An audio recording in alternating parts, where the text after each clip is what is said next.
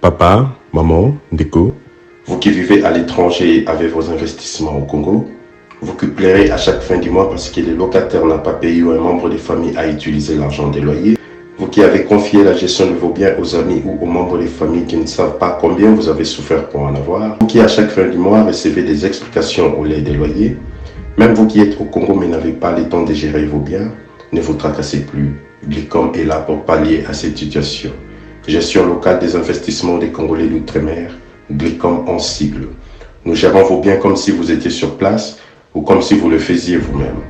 Avec un personnel qualifié et expérimenté, Glicom collecte vos loyers à temps réel, assure l'entretien de vos immeubles, vous accompagne dans l'achat et la construction de maisons en toute transparence.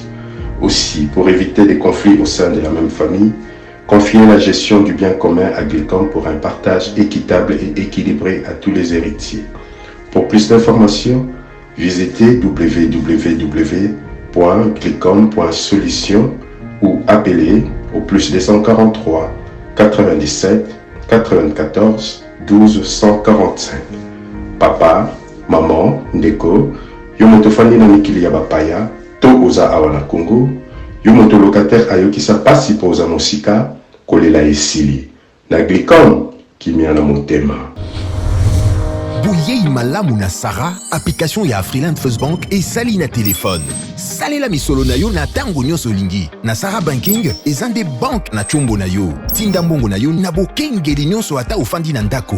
Consultez solde na yo, landela ba crédit na yo, sala ba virement bancaire, senga cheke na yo, tope tuna motuna pona kokoso ya lolenge nyonso. Elongo na Sarah Money, biso nyonso tokoti masolo ya bank na chombo na pete nyonso. Afriland First Bank akomiseli biso libenga na ye na téléphone. Ata oza na compte bancaire te, salela mbongo na yo na téléphone na yo na kimia nyonso. Na lisungi ya Sarah Money, okoki kotinda pe kozwa misolo, kosomba crédit na yo ya communication, kofuta mbongo ya biloko sombi, tembe sili. Kende na lombango ko télécharger application na yo Sarah ya Bank Afriland na Google Play to App Store pe kimambango na agence Afriland o ezwami pene sika ofandi po ba activele yo Sarah. Sarah, Bank na biso et longo na biso bipai binso. Afriland First Bank, the pact with success.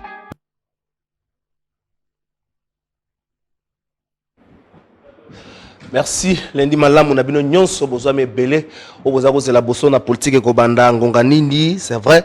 Avec quelques minutes de retard, tu présentais des skills, boyebi technique, les arana caprice nango, bozana Kinshasa, bozana Beni, bozana Aru, bozana Rumangabu, bozana Kamina, mais aussi bozana Lubumbashi, Siko Wapi, Israël, Mutombo, Azwame, Longona équipe Mounene et à Bosona politique au total 5 personnes pour le compte à Bosona politique, baza na o Katanga, barotambola pratiquement na Grand Katanga, makota la ndenge nini, makamoza osale makote kuna, ndenge nini, l'administration a sécurisé au sala musana ngo Jacques Kabula Mouyej peut-être ba comme en académie et pas ya Zoé Kabila batala ndenge ni musala au sala makote kuna po basango ezali belé boyebi que semaine passée na tout au début là il y a eu désordre moko na niveau à Kasumbalesa bandeko babundaki balobi na Kasumbalesa ba comment otombo la drapeau IDPS ce que zo mata au boyi côté lema ozana chicote nous on a ba sanction ozana mad est-ce que l'information est la solo yangwana boso na politique qui converfier na makamisi za osala makuna pona komemela bino basango ya malamu. Merci na bino lelo lundi 10 août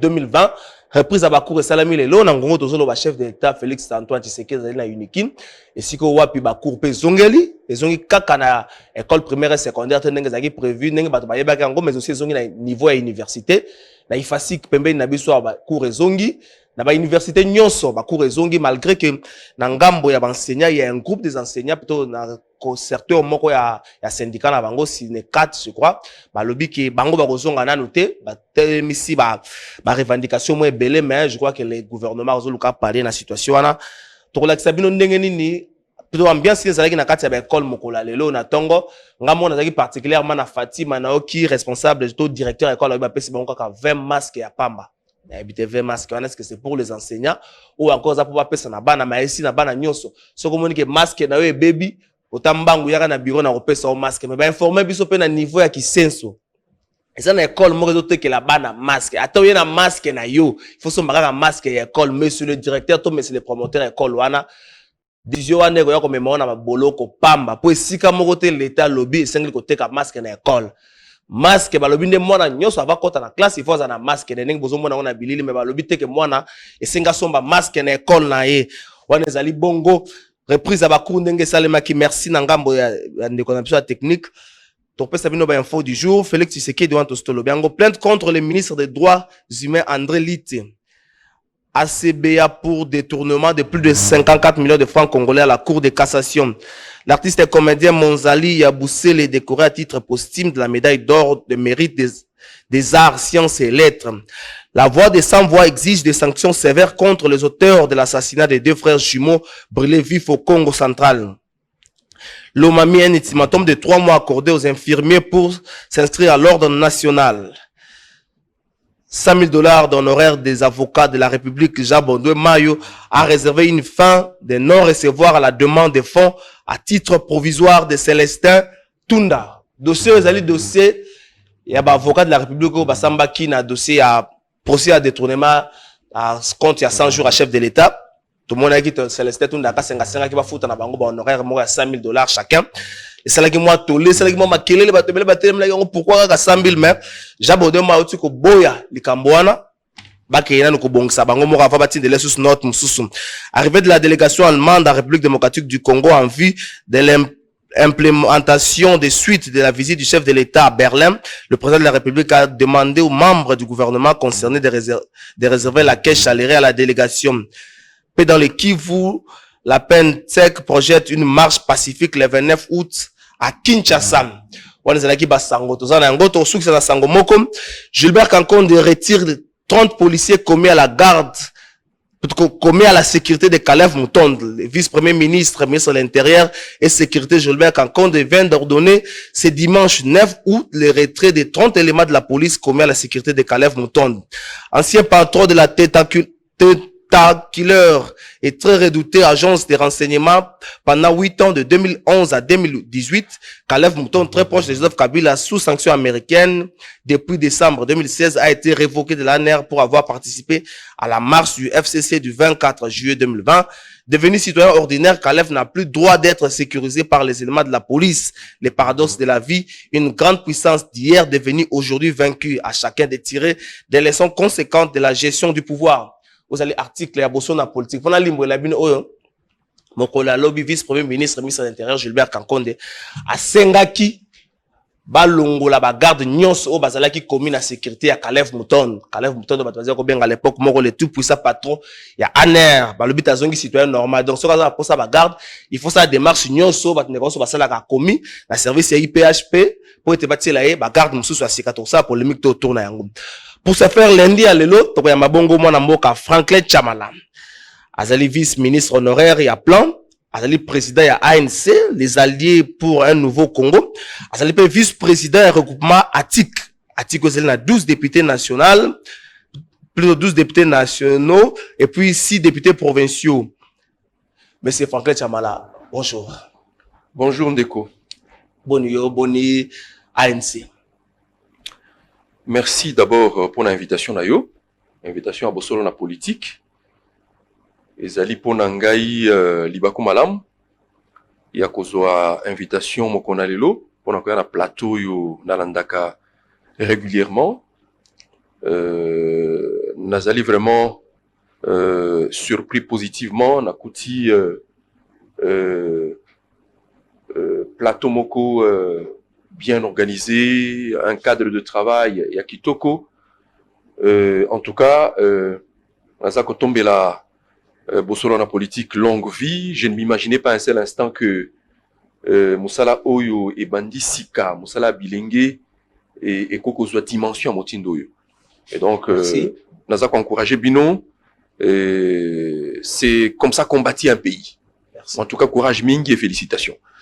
Alors, Tuninga Soki, Moussala Mabiso, ma politique, Moussako Tambola Ndengenini, Nabi bon, Moussala Mabiso, Moussako Tambola Malam, et la preuve c'est que nous sommes là. Nous sommes là, au Monique, Elongi Nangezali, Elongi Yamawate.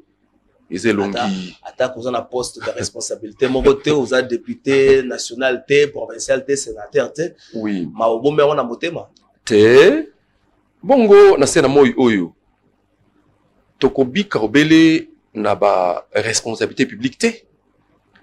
makambo ebele ya kosala eza na kati na mboka na biso makambo ebele ya kosala ezali et donc nayaki mpona kolobela penza et bomoi na nga moko te mais nalobi je suis bien important mon parti l'ANC est très bien important notre regroupement politique ATIC, l'Alliance pour la transformation intégrale du Congo, avec ses 12 députés nationaux, avec ses 6 députés provinciaux, avec son ministre au PME, ministre national, avec sa présidente de l'Assemblée provinciale du Maniema, avec ses ministres provinciaux dans le Maniema, et beaucoup d'autres responsables.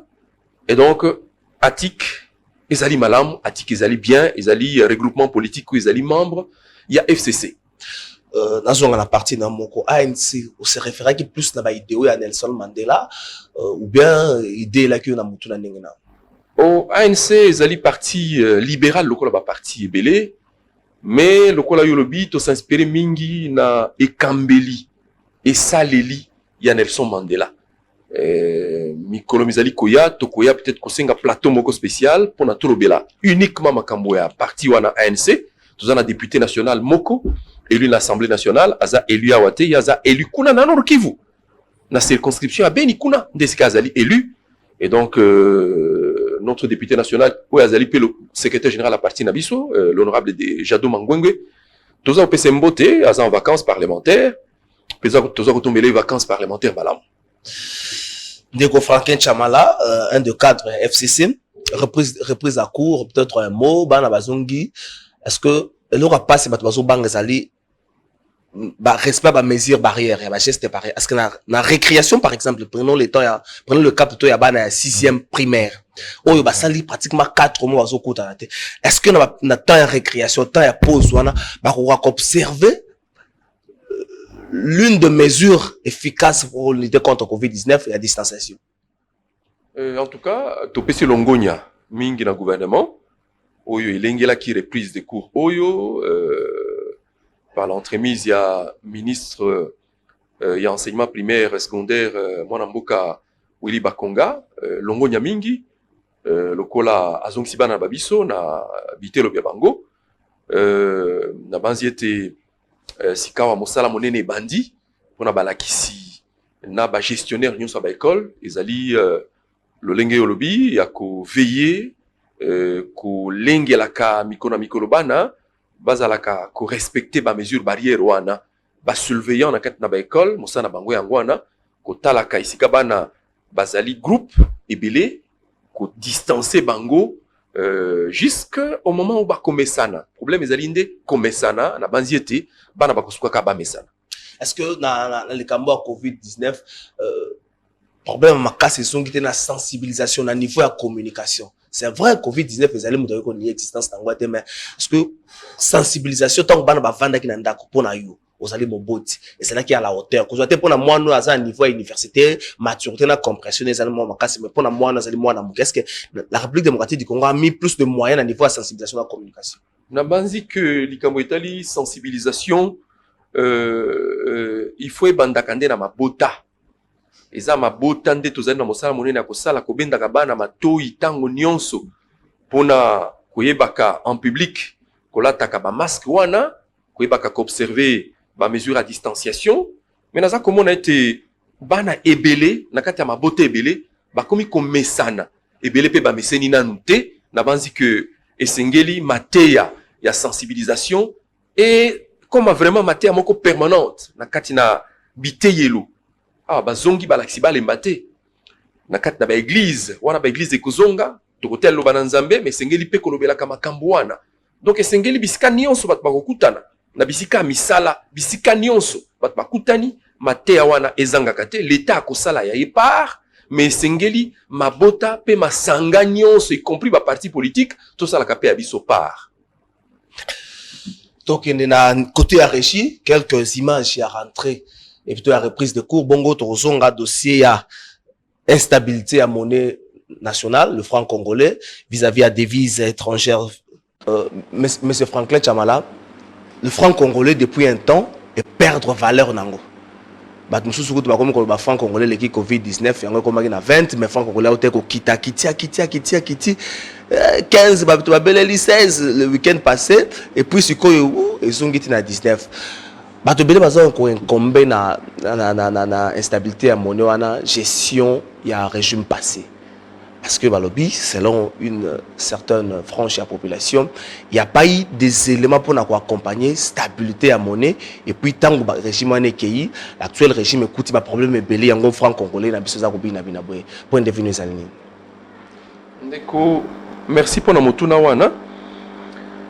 Ngai nazali responsable politique nabika kanakat namboko yo uta mbotama na ngai likambo instabilité monétaire na mboka na biso atako baini ya Kabila na régime na ye bazali na mboko yo mais tu baka peler moko kozala objectif tous à la capé objectif makambo ya gouvernance économique makambo ya ko gérer misolo na kat na mboka eza makamoko yo esengeli kolengela kayango moko na mokolo mais awa tolobi ezali makambo yo batu ba memeli yango batu ya régime passé non eza faux fuyant c'est un faux fuyant esengeli te baka ko aborder les cambonions sont en face pour tozoka ba solution malamu. Bon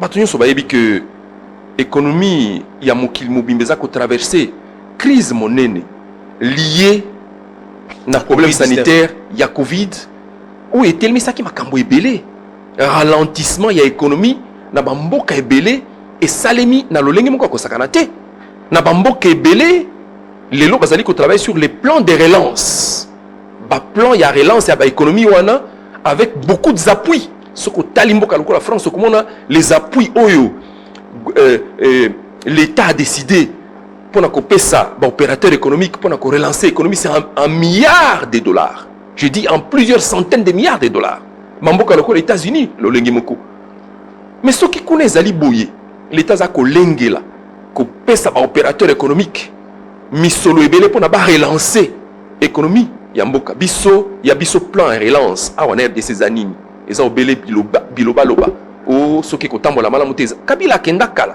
biso tolongwa kala alors sikawa zela ozano na maloba mais ce qui bat baso loba bongo c'est parce que pendant le règne à Kabila 18 ans durant botia quitté Kabila mais la structure botia quitté en place des arguments solides eux qui permettent même après départ et que monnaie est stable les lots c'est vrai pas si raison moko aller juste Covid-19 ils ont frappé mon kilomètre mais c'est aussi exemple sous Mouzito premier ministre Kabila le président stabilité à monnaie qui matata pogno pareil premier ministre stabilité maintenant quand Mouzito matata baki instabilité à monnaie komaki donc c'était plus rigueur il y a deux personnalités on a des et mettre qui monnaie. Tata, mais avant tout comme wana, parce que tous allez kokine na lolenga nyamu nyamu. Gouvernance ya économie, ezaka lolenga wana te. Mais Kabila kuti mboko yo wapi sur le plan économique. Budget à mboko ezalaki 300 millions de dollars. J'ai dit 300 millions de dollars. Mais atiki yango na budget nini? Na kolobate? Mais tu es pas capable de reconnaître l'effort ya moto. Musikawa wana ya komi yolobi gouvernance na ye asalaki en sorte que monnaie à la stable atako akotaki akutaki ba caisse nyonso à l'état polele eloko ezalaki te mais abundi bundi malgré les guerres malgré les crises économiques ya mokili mobimba abundi kinoti monnaie stable batukutu bakome koloba babi est-ce que batbali ya stabilité monétaire stabilité à cadre macroéconomique yango bat bakolia mais lelo bat bakomi ko mona penza que stabilité wana ezaki na motu ya mingi mais sika tikana lobana no muke wana matata ki atika ki dollar oyo na talu boni yo lobi na ngai baza kolie yango na le fait que atiaki ba dispositif en place pour ko permettre mboka za la gérer malamu te ah tata mutu atiki ba réserve ebele boye na kati ya banque centrale ba réserve de change ebele atiki misolo ebele na kati ya ba compte ya l'état bato bakomi kolia ya misolo lokola nguba nabi ngai na ministère tant que na gouvernement frais de fonctionnement ministère moko ils 8 millions de francs à l'interne voyage à l'interne nabi frais de fonctionnement voyage à l'interne bongo oyo permetaka biso tosomba papier encre ya machine frais de fonctionnement ya fonctionnement ils 8 millions de francs oui bien monter combien de temps j'ai dit par mois na 100 8 millions de francs $90 na 90 92 ça va encore tata mais la Bible est en crise salemi kaka muke la crise liée à la supprime il y a immobilier et affecté pébiso na FDC chef de l'état na premier ministre Bazu Mokano bakati ba frais de fonctionnement de moitié 4 millions de francs les loyebi mutu a frais de fonctionnement alors que le pays n'a pas d'argent le pays n'a pas de ressources oyebi frais de fonctionnement ministère moko 70 millions de francs pour un mois rationalité à gouvernance et sengibiso à l'époque le gouvernement qui budgétivore le roi peut-être gouvernement budgétivore ça ya Sami Badi Bangage na biboye quoi qu'il en soit mabe zali mabe atako yo moto sali yango ataki nga moto sali yango mabe ko tika ka mabe malamu ko tika ka malamu gestion et bongaka ya l'état ce qui mosolo ba ressources ya l'état et koti bon s'autoriser ba dépenses mais ce qui mosolo pe mo quotité mais qui ça peut ba dépenses mais oyo zali komona oza komona bande ko ba komi ba investir na kati ya ba dépenses moko productivité investissement ba sali ezali na kati ya bebilo komoko ezangitina bon mosolo moko te bande ngini moko télématé tolobi c'est vrai crise liée au Covid des ali mais par ya gestion na biso ya gouvernance ya mboka ezali pe monene koleka. Nous sommes indisciplinés dans la gestion. Banque centrale, les Arabes, jusque les Arabes numéro 1 ango, les Arabes moto bino botikaki. Félix Tshisekedi da simbine na kunate. Ministère des Finances, les Arabes moto na bino. Pourquoi lingo tsa na moto na bango si longtemps même na gouvernement actuel boza ko gérer. Donc faut pas endosser responsabilité tina ngongo. Tata. Mais vous avez affaire à quelqu'un qui a géré, qui a participé à la gestion du pays. Comment ça n'a été que contexte n'abisso à gestion et ça à l'éloté. Contexte n'abisso à gestion. Non. Contexte n'abisso à gestion et contexte moko ya harmonie institutionnelle. Okuta président Koutou Azaki ko présider ba conseil des ministres té. Rarement comment on a rarement président et ko président pour sa orientation minene. Ezaki premier ministre kakande mutoza ko kumba makambo wana. Mais les ali chef de l'état muto simbi gouvernement ba instruction ya gouvernement nyonso ezali pa naye boni to simbi saye touche wana te faut que la vision ya gouvernement na minute ezali vision moko commune mais c'est vrai exécution dans ma boca premier ministre non ne vous en faites pas le gouvernement le président n'est pas responsable à niveau parlement wana ndelo bami bongo na kati na mobeko. Mais Olanda Kate que le président a déjà conseil des ministres nyonso vendredi nyonso. C'est ça qui prévoit Mobeko. Ce qui président ça le premier ministre à la yango. Mais malamu mingi. Est-ce qu'on a dit que ba instruction nyonso ba orientation à gouvernance et utakande panayi. Les lots kende kotala quand on imprime ba état ba dépenses publiques kende kotala niveau ba dépenses la présidence. Kende kotala na contexte ya lelo na biboye toko indexé ka présidence té toko indexé ba institution mais tolobi boye que tant que tozali ko kumba mboka toye belaka ceux qui mosolomo koti autorisons nous des dépenses mais ceux qui mosolomo koti té to kitsa train de vie à ba institution ce n'est pas pour rien que tout le monde dit baissons les trains de vie des institutions les lots toko s'autoriser to garder nombre ba ministère belé boyeti nous ne pouvons pas non plus nous autoriser à cause la na ba dépenses autozanango na kat na mboka c'est très dangereux. Et donc l'objectivité c'est celle-là. Totika non, ezapo Kabila, non Kabila kenda atika misolo. Kabila atika misolo wana yango Jamal alia kindambu. Na bato ebele ba yo yebi. Soki to landio instabilité à monnaie les autres on a mutu ya actuelle équipe gouvernementale parce que ba dépenses ezali ebele ba multiplier peut-être ba service. Mais tata, je suis clair non? nalingi nde nasanglize na baexplication na ngai te. Je vous dis napesi exemple au Belemoko. Dans la rubrique à frais de fonctionnement, nous qui avions beaucoup de recettes, nous avons 4 millions. Chaque fois qu'il y a des crises, 4 millions à la sortie du gouvernement. Lélo, on est à 70 millions de francs congolais. Nabiboui, rien ne peut nous autoriser de rentrer dans une gestion comme ça. Dans décalage, rien. Et là, comment côté? En principe, c'est là qui gouvernement à l'élo passe à la même en deçà à 10 millions de francs. Pour ça, on a pris exemple Mokowana. Ce qui coûte la sikoyo mensuellement, niveau, il y a des dépenses, il y a des institutions, et ils allaient atteindre dans la présidence, qui n'ont pas gouvernement. Et ça m'a mingi. Et ça m'a mingi. Nabino peut à l'époque, Nabino peut à l'époque, Nabino coulage à recette publique, ça qui m'a cassé. Tata, mais l'époque c'est compréhensif que bon on a des frais de fonctionnement pour un mois à 4 millions. Non mais crise c'est sali. Non mais tata, mais l'époque Nabiso, misala mi monani, auto salaki. Le wani. Misala mi monani. Transco oyo. Oh lelo bat bazako yeba ko soma tap ne à réserve te. Ba pièce de rechange zangi. Transco et Kelami na elekoana na époque na binonde avion moya kimpa vite kenda Congo central 500 bus Yassika Mercedes. J'ai dit 500 bus et sombami na mosolo mo biso to défité kimpa vite kenda na binoti. Oh te tata kimpa vite na époque na binoti kenda ezonga papa mais ngana lobi na zaki wana na inauguration wana. Ezali bavion sombaki bavion d'occasion, ce qui est un problème, c'est tout à fait normal. Mais bavion est en la Papouasie. Oh papa, mais bavion est en Molatile Papouasie. Bavion est en Molatile mais c'est Franck Chamalo. Mais Congo Airways. Ezalité. Kimpa vite, natangi Kimpa vite. Ezali Lumumba, nani nisus. Tata. Laurent Désiré Kabila. Tata. Ezali 4 avions. Tilelo Ezali et Tambolaka. Ces avions-là ont été achetés par le gouvernement auquel j'ai appartenu. La Papouasie. Voilà.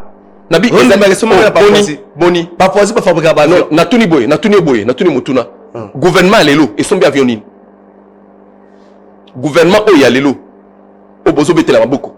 Et sombi avionine. Abitandam gouvernement époque na bino sombi avion en tango nen. Surtout aujourd'hui na 18 ans rien na Kabila sombi avion en tango. Sombi avion. Tolobi to sombi avion et monani na 2 ans sorti. Ti lelo et ça 18 ans moins 2 ans ça fait 16 ans. Ceux qui si wanate to créer esprit de vie. Et ça copé ça, ba opérateur économique privé, ba bus, ya Sika, ya Hyundai, crédit. Au moni elo kwa na wapi awa na mboka na biso lisusu.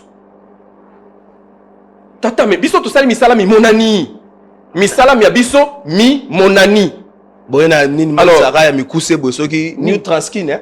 Wana peka na régime na bino. Wana ezali initiative ezaka na compte na mais je Papouasie na compte na ezali initiative il y a gouvernement provincial il y a ville de Kinshasa ezapé une initiative à applaudir parce que tozaki na mboka oyo transport en commun ezalaki lisusu te bato basi baliaka Sotraz bali auto bengaki OTCZ baliaka ngo bale nyonso na mabumu na bango Air Zaïre Eliamaka natangelo komo babi na ngayono Air Zaïre Kabila kuta yango te akuta kango batu balé na conférence nationale tolandaka débat moko katia président Kengo na Tata Bemba baza kondongwana oya lobi yum toliaki wana bingi kaka bango na bango et comme il est le Kabila zalaki wana nabi to sala misala mabiso mimonani na gouvernance ya bamboka nyonso oyo kenda liboso ezalaka processus de développement ezalaka cumulatif oyo sali esika suki moninga ye abakisi ezalaka kondongwana te ezalaka te ke no esika moninga suka ki na soki na ye na longoli dan onyonso ya sala kinga na bandeli te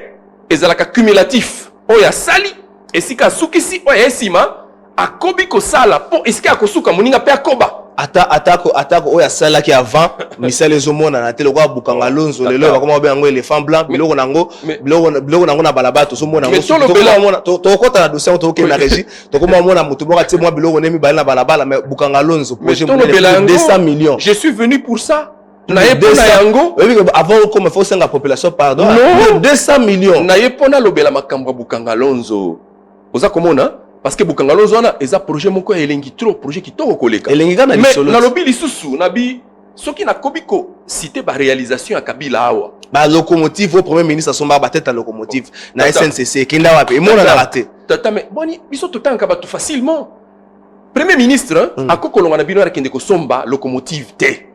À quoi qui ça la boité? Non, nani ilunga ilunkamba. Tata déjà SNCC. Tata tolobi la makambwana na bosembo pe na bosolo. Tout ça plateau à bosolo. Natango balancer appel d'offres. Pour que soit ba locomotive wana, gouvernement a lancé appel d'offres. Ba tu bakende ki na prospection pour que soit ba locomotive en Afrique du Sud. Et ça ba directeur, il y a SNCC. Et ça premier ministre, il faut faire la part des choses. Premier ministre Kolongo na bureau na yakende ko somba locomotive. Les directeurs nde bakei ba moni awa, moni kuna, babi toko somba oyo, toko somba wana. Avis de conformité na pesa yango. Kaka bangomoko.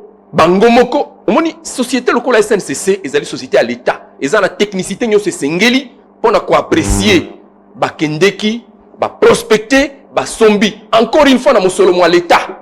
To défaquer pas mon côté. Et y a peso ça la tête. Et yaki et sali. Et sali. Pendant combien de temps? Et loko oyo SNCC na ko souffrir nango eza problème ko structurel.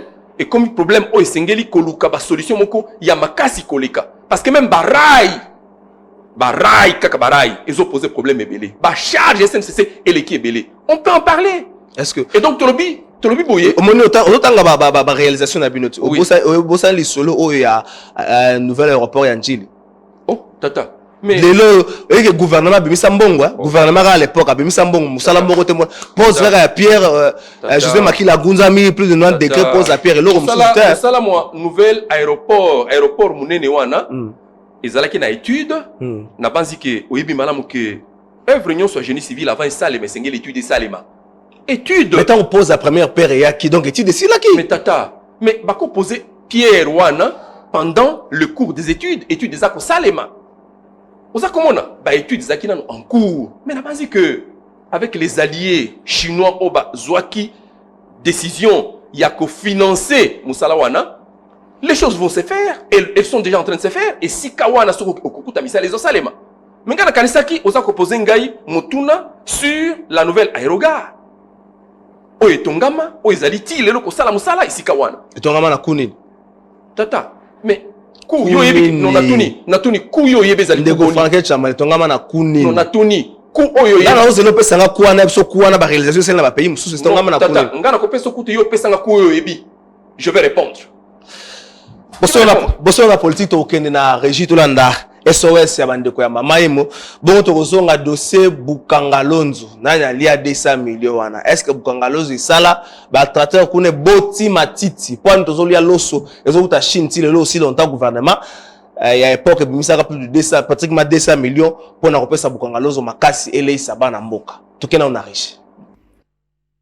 Nous sommes à l'hôpital général Mamaimo, l'hôpital de référence que nous appelons tous affectueusement hôpital Mamaimo. Cet hôpital a été créé en 1924. C'est-à-dire en 2024, cet hôpital aura 100 ans. Aujourd'hui, je viens vous parler de cet hôpital parce qu'il est dans une situation déplorable. Tout est par terre.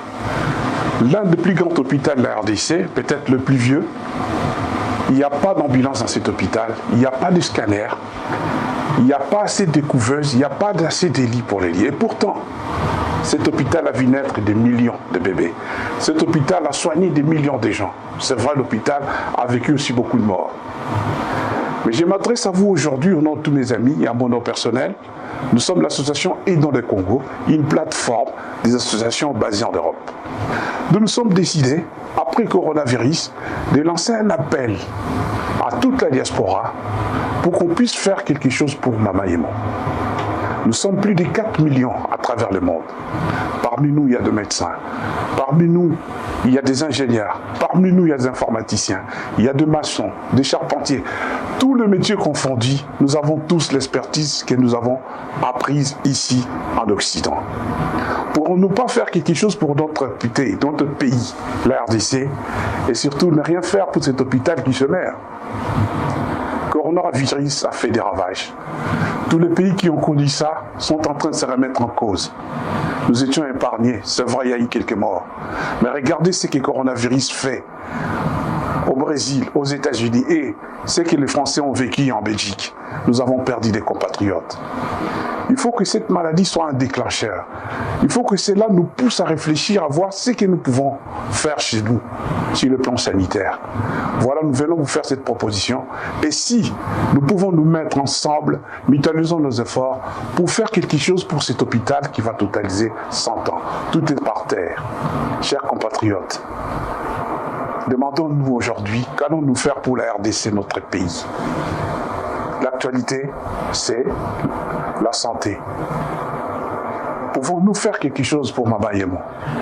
Nous sommes des millions. Il y a des dizaines de différences. Donnez-nous vos impressions, donnez-nous vos idées, donnez des pistes, donnez-nous des suggestions, proposez-nous des choses. C'est dans ce mail qui est affiché en bas. Le numéro de téléphone peut vous donner des informations.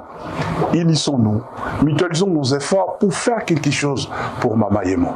Nous sommes plus de 4 millions, j'ai dit, en Amérique, aux États-Unis, au Canada, ici en Europe, France, Belgique, nous sommes partout.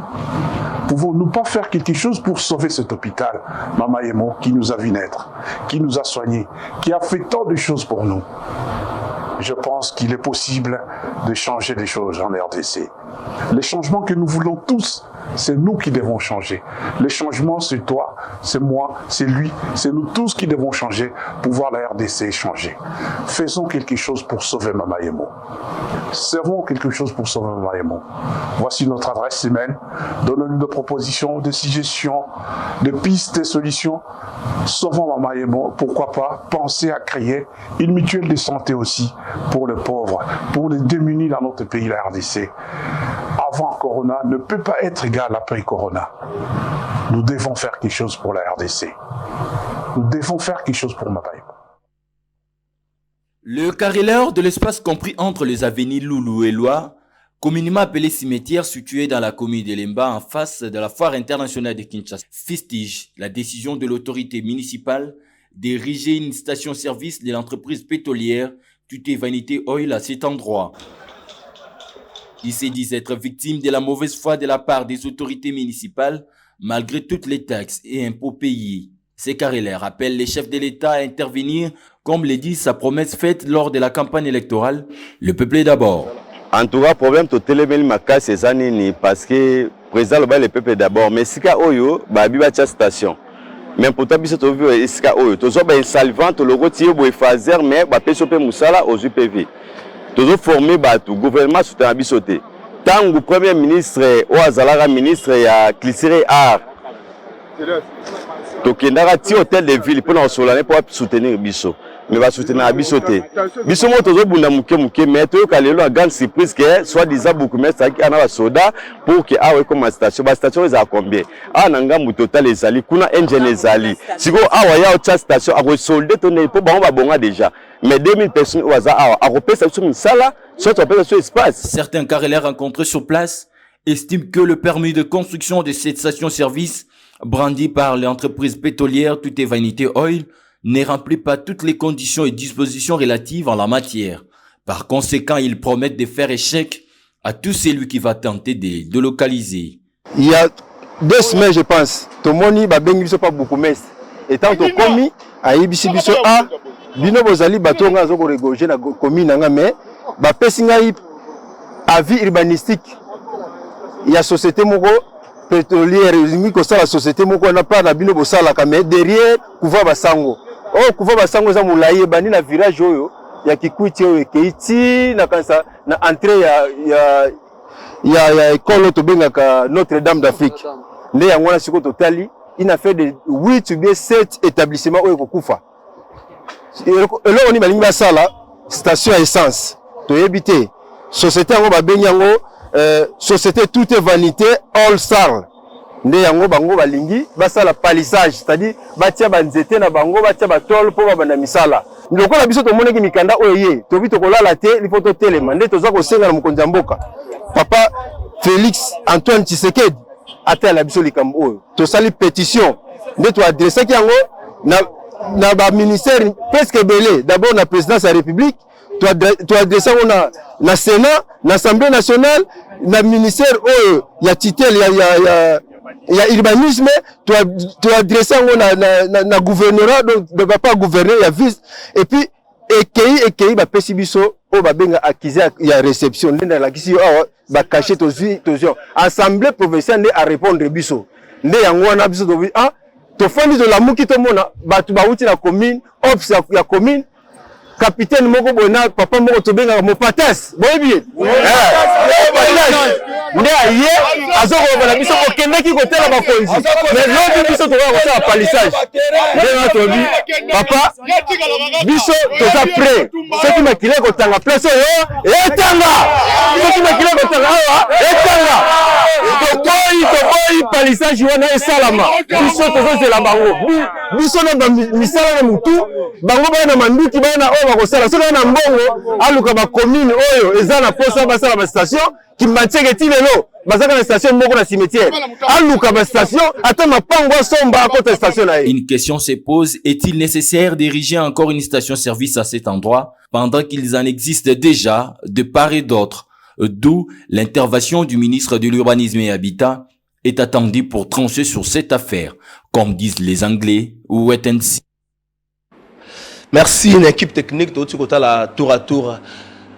SOS ya bandeko bazwami na libanda mboka pona kosunga mama yemo ebike ba condition ya mama yemo eza infrahumaine donc ba condition wana donc le bagalango batu mususu ozalaki na maladie na yo x côté na mama yemo pona traitement tango bimi na maladie Y donc soko bigaki na maladie A tango zo bimi na maladie B yango la bandeko ba lancer SOS pona kosunga nini wana ndeko Franklin kota la image ya mama yemo bino batu boti ko gérer 18 ozo mona te que à un certain moment na ba biloko bato bazia ko zela bino ko bela cadre macroéconomique mo lobaki bato balia ka ngote melika biloko la ya santé koto na boshua botonga ki hôpital cinquantenaire ba congolais belé ba kota kala ba ko te ville coup mais ya mama mo bato so ba kota ka vous n'avez pas arrivé ya ko sala yango oyo bato bazia ko zela na bino pendant tout ce temps ndeko na les commissions zaki na gouvernement na secteur ya santé programme Mobimba ya coéquipé ba hôpitaux de référence en Mboka na biso na ba santé minene ya ba province nyonso coéquipé yango na ba biloko ya tina ba matériaux o ezangaki ba kisi programme wana esalemaki et d'ailleurs pona ko bwa mindondo ya ba service na biso gouvernement epesaka mosolonde na UNICEF à peu près 30 millions de dollars pour UNICEF et son babakis na ba équipement ya ba hôpitaux na biso nyonso ba équipement ya programme monene wana izali kino lelo na ministère ya santé yango ezaka programme ya ko rééquiper ba santé na ba hôpitaux de référence izali na betolo lisolo na bino bozala ke programme ngo bandaki déjà bandaki mais aux monnes conditions ya mama là mais muto akokende ko gérer mama yemo izali premier ministre na président de la République ezali kaka nos propres enfants nde ba ko gérer wana bakamati bakisi na gouvernement ba pesi province na biso moko kwango na lobeli kwango parce que ngai nazaka na délégation oyo eke ko vérifier soki biloko wana bikotiti na ba hôpital ya référence ba ambulance ekenda ba équipement na ba hôpital mbaka na wa to kenda biso moko tika biloko wana tant gouvernement za ko pesa ministre de la santé za ko pesa ngana zali wana to prolonger to keti kwango tant to komi na kwango biloko batinda kipona ba hôpitaux bakisi batinda kipona ba hôpitaux to kutango bakoma koteka na ba pharmacie nani mtakoma koteka mais je dis que c'était vendu dans les pharmacies ce que j'ai dit vous allez le vérifier ngala za kola les pas basango paroisse o ezaka na kenge ya basango ndi sikanga na lalaka paroisse munene wana na kuti ambulance gouvernement epesa ki zaki wana oh ngala tuni ba paroisse ba uti na culte na tongo na bime ambulance esa nini yao babia mokonzitika ambulance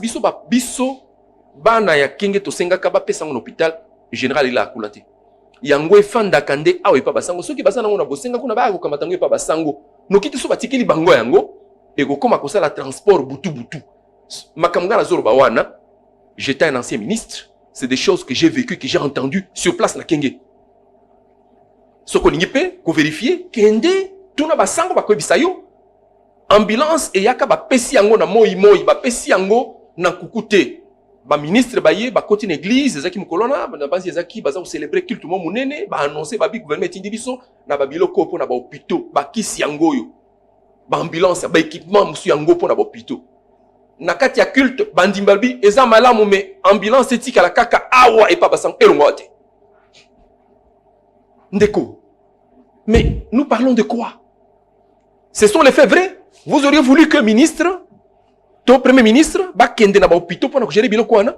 Oui, Ndeko Franklin Chamal, oui, faiblesse na casse. Au Kabila la kisi bat na 18 ans, oui bien go. Ezanini. Kabila peut-être azaki na ba bonnes idées, na bi peut-être. Mais faiblesse soit la kisi na ba Congolais, ils allaient manquer ya sanction. Nazonga kaka na bakamba entourage. 2003-2004. Affaire moko éclaboussé, les Cambou y a 33 millions, il y a Snell. Evariste Bochab, directeur de cabinet chef de l'État. C'est vrai, lettre n'a démission et yaki. Mais après, Mongwane Sike Kenda et Yebanate. Mais avec Félix Tshisekedi, mon leçon, directeur de cabinet naïe. Et ça, directeur de cabinet, Evariste Bochab, azaki camarade de Kabila, te pour bon, ça n'est comme chef de l'État. Et pourtant, Vital Kamerhe, azala qui est pe kanda, le rôle Félix Tshisekedi, mandimati qu'il a ndekonaïe. Dans dossier à 100 jours. Le président s'est retiré, a dit que je sais ça, Moussa Nango, même Kabila. Tant n'ayons même pas de sanctions dans ma proche naïe. C'était ça faiblesse naïe makasi. Naliko s'est dispersé. Nous étions sur le secteur de la santé. Na la question nabi nayo que makambo tokutaki awa na kwangwawa et l'équipe na ba province est belé collègue. Maintenant les niveaux des sanctions, n'allez pas demander au chef de l'État à qui de sanctionner agent il y a première classe na province Songolo parce que le chef de l'État a causé un rapport a coupé ça, instruction dans le gouvernement central a coupé ça, instruction dans le gouvernement provincial pour na sanction et kamatama. Bon, sanction dans ceux qui va pesi yango kuna yoko yebango ndenge nini. Parce que pour vous il faut du spectacle. Et c'est le spectacle, le chef de l'État Telemi Abino, Komandalelo, directeur général, oh il y a hôpital wana ya Kenge na Longolier. Non, ça ne se passe pas comme ça. Sanction et pesami na batu ebele. Mais sanction ezalaka kaka na publicité te ndeko. Et ça na publicité te. Biso ba Congolais nous avons notre nature. Mais tata, yo landaka te on a pillage awa. Pillage. Ba pieti ba hôpitaux, ba pieti INRB awa. Awa ici kamu yembazali ba pilla. Ba pilla na ba congélateur oyo ezalaki ko bomba ba microbe. Ba pilla et kenda na ba camp militaire awa. Ezatanga ba komi kukufa nde bazongi si ba congélateur wana. Mais Bapiati école, les bancs des écoles ont été pillés. Tata, mais lorsque les gens ont cette culture-là, mais n'amboko ba industrie mine qui a pillé ces industries-là? La Kabila n'est même pas encore là. Je dis, non, dans le Biboye, nous avons notre culture. Culture Nabiso, malheureusement, Nakatia culture Nabiso, il est notamment reconnu notoirement que Biso Tuzalaka na propension moko na makambo ezangitina. Nous sommes peu travailleurs. Toza kaka, toza kolia, toza komela. Nous chantons tous les jours toza kolia. Mais si un peuple dans sa culture, ezali toza kolia, toza komela. Ailleurs on vous dit toza kolia, toza kobomba, pe toza kosalela. Nous c'est toza kolia, toza komela. Et on chante ça. C'est dans notre culture. Ça ne bâtit jamais un pays. Tokota na Bukangalonzo, mais c'est Franklin Chambalozala qui vice-ministre na plan. Dans le Kamba Bukangalozo et Bandi. Na moni miko sa ba gymnastique belo le code défendre les Kamba. On nous défendre les Kamba pour aller Bukangalozo. Tata, ngana sakina no ministre a planté dans Bukangalozo et Bandi. Ngana continue au gouvernement awa vers 2015. Okay. Mais Bukangalozo et Bandi déjà 2013. Mais tant que Bandi wana le ko Bandi wana. Mais ngana sakina libaku ya kolanda projet wana na communication na yango kino projet telemi. Na zupe libaku tant on a continué au gouvernement. Ngande Nazaki, vice-ministre, en charge, il y a plan. Kuna Nazaki, en charge, il y a Kolandaka, Otolobi, il y a promotion, il y a Nyons et Talaki, révolution, modernité. Mais si quand on a 4, il y a projet le kola oyo, batu a nyamu nyamu, batu a bilongimi balé, bakomi koluka kolati sa premier ministre Matata Pogno, chef Nangai, beurre.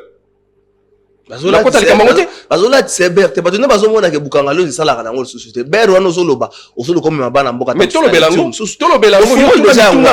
et non belango ba moni kezo sala te ezabo été mais Bukangalozo sala te Bukangalozo ezai ko sala et bandi malamu et saliti bat télémission en 2016 tant biso tolongwe na gouvernement Bukangalozo était ka na ba point de vente fufu awa bato basomba ba sepela na qualité ya fufu wana Bukangalozo wana mingi balobela kango nano pe bakoma na Bukangalozo te bayibi pe isika Bukangalozo la. Te mais pas mutale blog ya Bukangalozo na posa koma kuna. Non justement parce que on en parle et c'est que oye bananu Bukangalozo ezanini e bandaki lolenge nini e sengela ki esale malolenge nini Oza komona, ce que yebi makambo na tete koloba makambo moko en l'air. Et bon, le maloleng ni pe ba. Voilà, très bien. Cette question-là, elle est très bonne.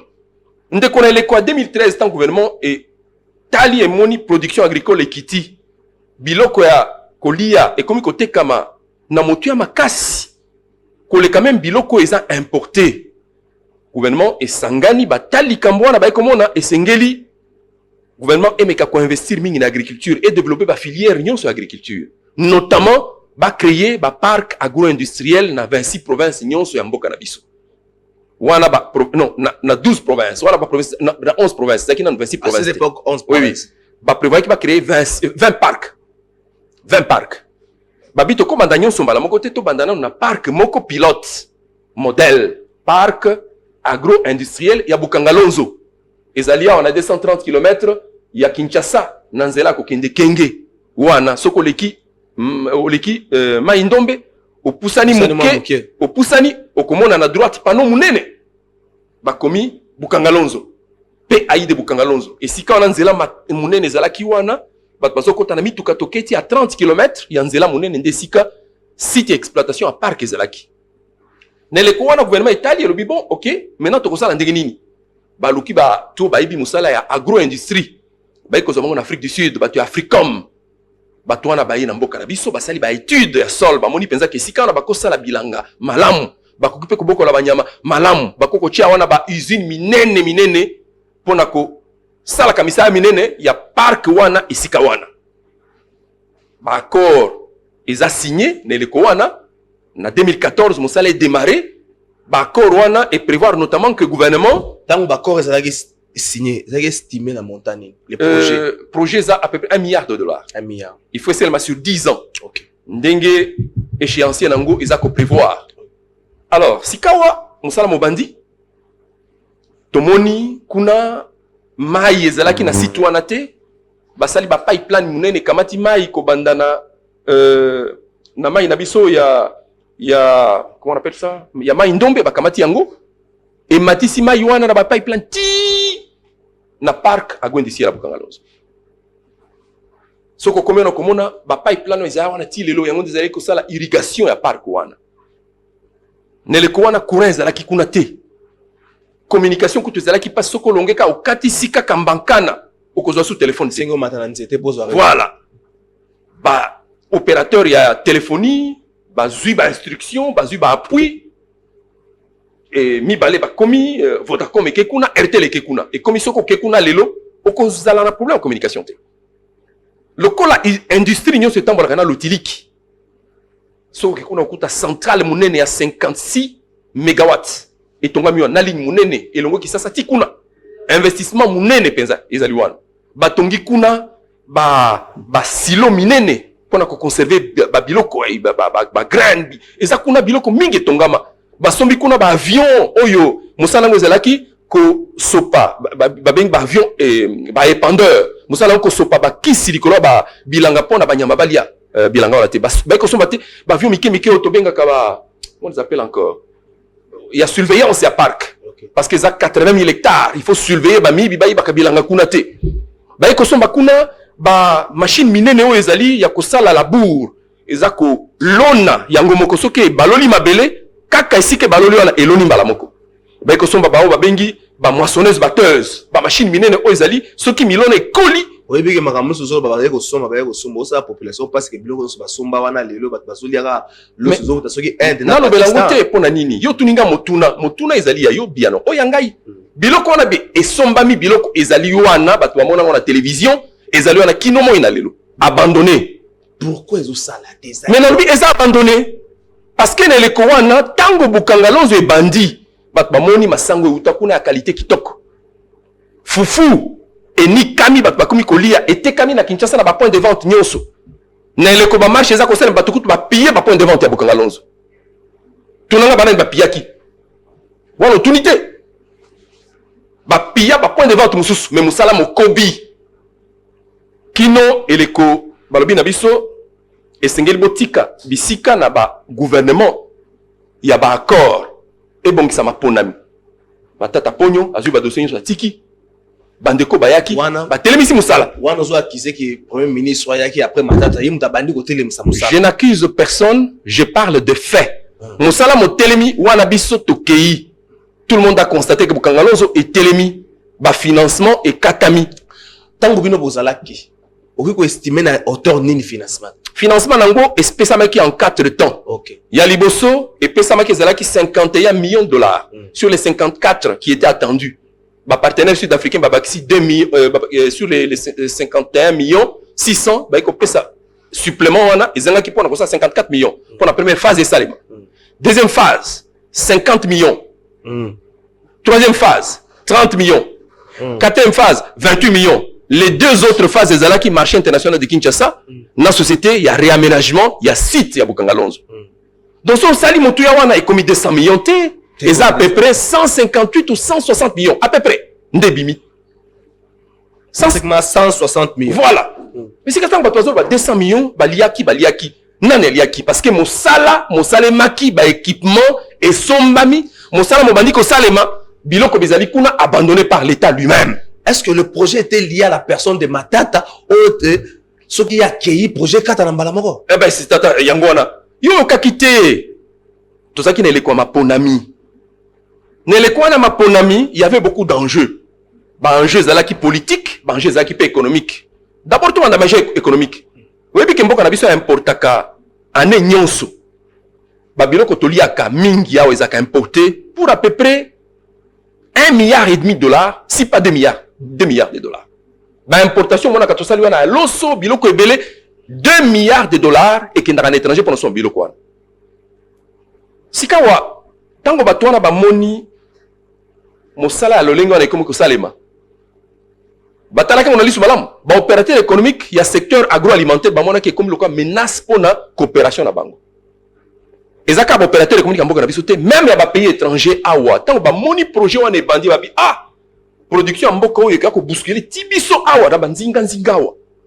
Tuliaka biloko Angola, biloko Brazzaville, ba moni babino osoke bandi et ke liboso, c'est fini. Misala mabiso me kotelema. Ceux qui na comprendre bien. Donc quand Bukangalonzo production à liboso salami ami balé salami, ba opérateur économique ezala ba nationaux, to pe ba expecter ba na Congo et les pays voisins bataille ba le ceux qui continuent à lire yo. Keba, to kuna to un problème. Et comment qu'il problème au sérieux parce que on a une inefficacité à l'état. C'est exact, mais nous abordons d'abord le fait lui-même. Mais si quand baiko sanganande na ba opérateur politique au bazala kapé généralement na ba faire na bango parce que mingi opérateur économique bazala kapé na ba intérêt na bango kuna ils sont souvent en conflit d'intérêt par rapport à l'état ba sangani mususu kutu batali babino soki projet kobi boye lisolo bakobando beta mingi awo eza lisolo matata bakobeta lisolo mutu mususu te bakoloba matata mutu amemeli biso solution oyo matata nde matata babi na ile koma pona mi boye Joseph Kabila za kolongwa azoluka dauphin soto tikiti poyo akoba kino na suka akolia biso 3 points. Je vais te dire la vérité. Webi ba ini ya matata mingi bazalaka na opposition te mingi bazalaka na famille politique na ye.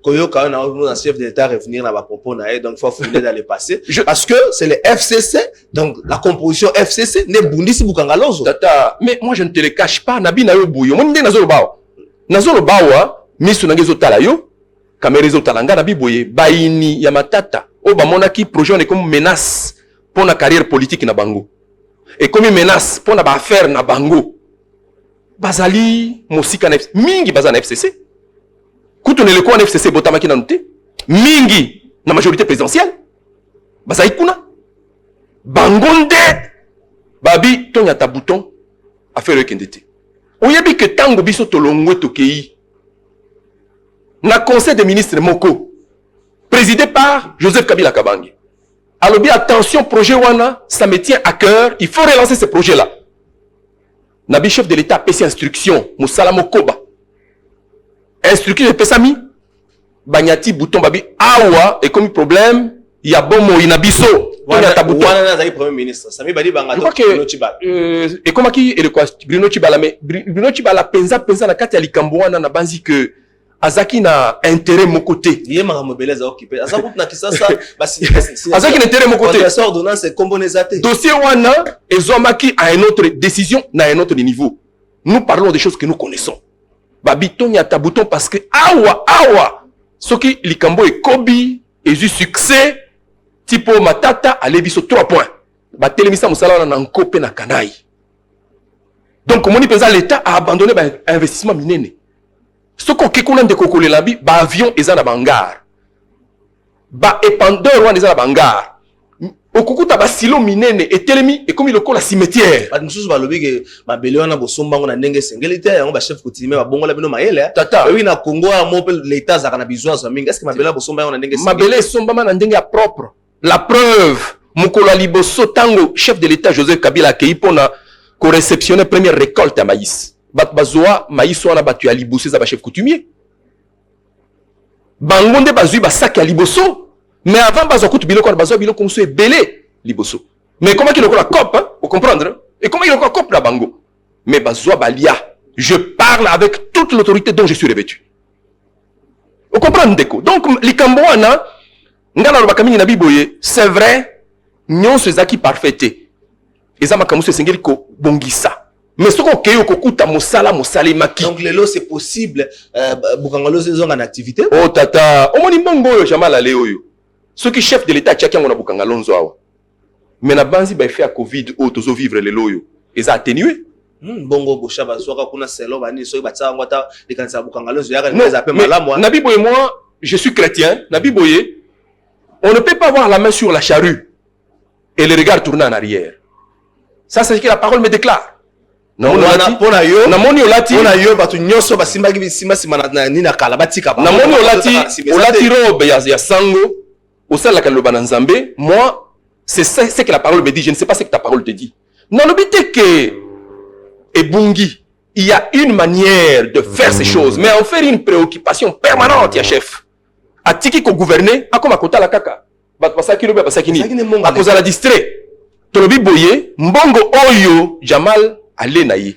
50 millions wana. Ce que chef Akamata Kabina a relancé, Bukangalonzo, il aurait résolu 3 problèmes. Il y a pauvreté, il y a sécurité alimentaire, n'a pas de problème à chômage. Parce que y a pas mal que secteur y agriculture, na mikili nyonso, ezaka secteur sécuritaire. Y a un gros moni na mikili belé, secteur on les a subventionné.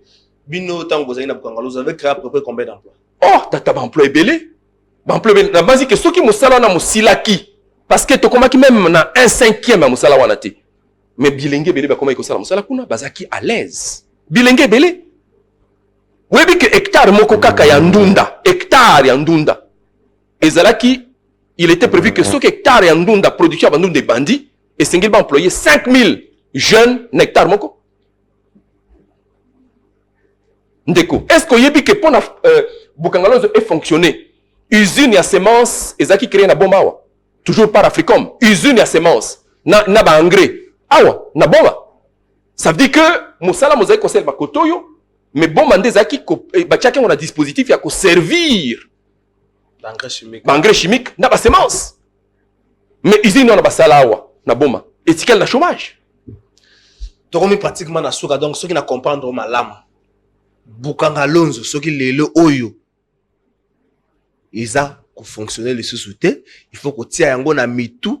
Ya bakasik moko ya majorité présidentielle à l'époque pour être bangonde batele mlaki likaniswa na balobi ke oza lokumu ezonge pa matata mais ngana bombité est-ce que moni ngana le monoko na ngai na chemba ina monoko na ngai ngana zaka mutobo solo donc je crois que bato bazo kamba justice na ba magistrat ba kota ki asika bazo yoka mais tata ngana za ba magistrat sika ba kota ki bazo yoka makambo oh tata ngana za mutu ya bosolo la preuve ce ko tali rapport d'audit oyo bazako publier balobi o musoro mobunga ki rapport d'audit bazako eza rapport d'audit provisoire rapport définitif ezaka publié té et tala keba ba publier on na ba réseaux sociaux babi soto publier bo rapport oyo provisoire bakota la ba gestionnaire Bukangalonzo te bakenede ko tala matata ponyo nzokande gestion ngo pesa ki na to sukisa gestion ezaki na boka bana Bukangalonzo ezaki société ezaki na conseil d'administration nango ezaki na comité de gestion. Donc premier ministre a kolongwa kuna likolo ya gouvernement akende ko gérer Bukangalonzo te. Mais comme ezaki projet moko d'intérêt national eza qui peut priorité au gouvernement na bibo eza question sécuritaire babengaka sécurité alimentaire oza komona pour kolia eza besoin ya liboso ya moto so moto ale atondi ndi akosala musala soki militaire ale atondi abengaka molia ndi akosimba manduki nde universitaire akosala musala nde tokozwa banganga mayele mais so moto alete mia na mia mawa trop. Merci, monsieur Franck Chavana, to comme na soro tombola maboko na kana motuna moko ya pamba. Ola panda ki makambo lobeza ya solo. Na tombola ola sambela. Te poto ola panda so ki makambo lobeza ya solo. Puso eza ya solo. Serment ba chaka loboko moko. Te biso ato chaka maboko mbale. Ah bon, ngana za chrétien hein. Ah, ngapa za chrétien lokola. Loba. Monsieur Franklin Chamala, kolanda malamu makambo lobi ya boso ya nini ya Bukangalonzo.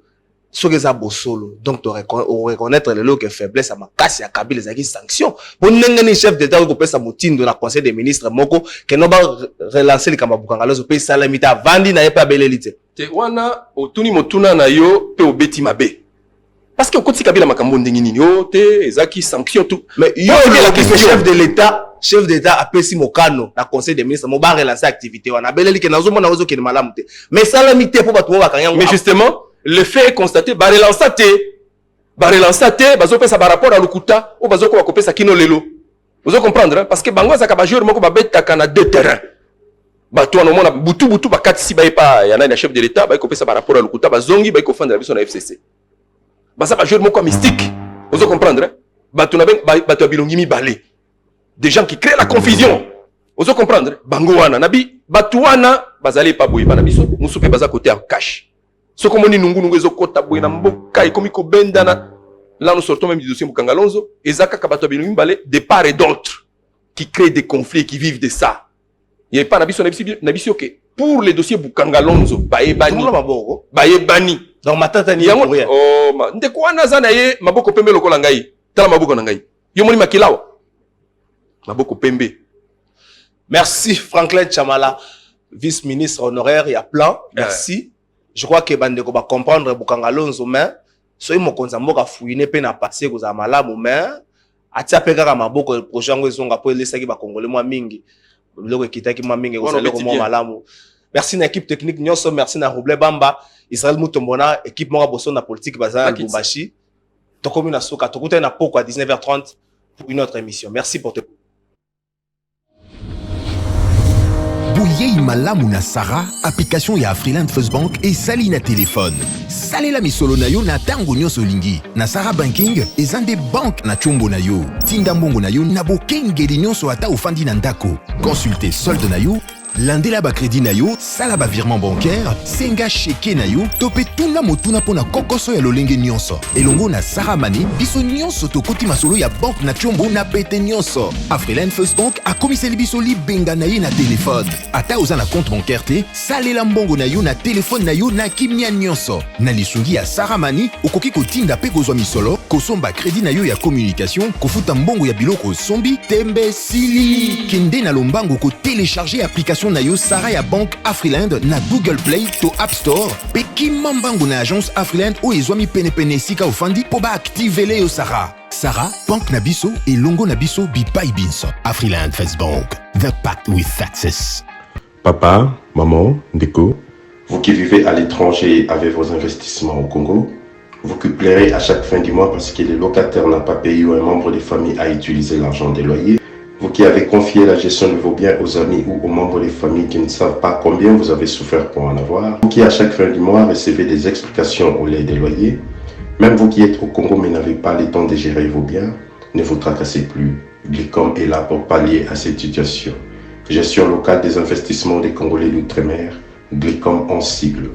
Nous gérons vos biens comme si vous étiez sur place ou comme si vous le faisiez vous-même. Avec un personnel qualifié et expérimenté, Glicom collecte vos loyers à temps réel, assure l'entretien de vos immeubles, vous accompagne dans l'achat et la construction de maisons en toute transparence. Aussi, pour éviter des conflits au sein de la même famille, confiez la gestion du bien commun à Glicom pour un partage équitable et équilibré à tous les héritiers. Pour plus d'informations, visitez www.glicom.solution ou appelez au plus 243 97 94 12 145. Papa, maman, Ndeko, yo moto fandi na mikili ya bapaya to oza awa na Congo, yo moto locataire ayokisa pasi po oza mosika kolela esili na Glicom kimia na motema.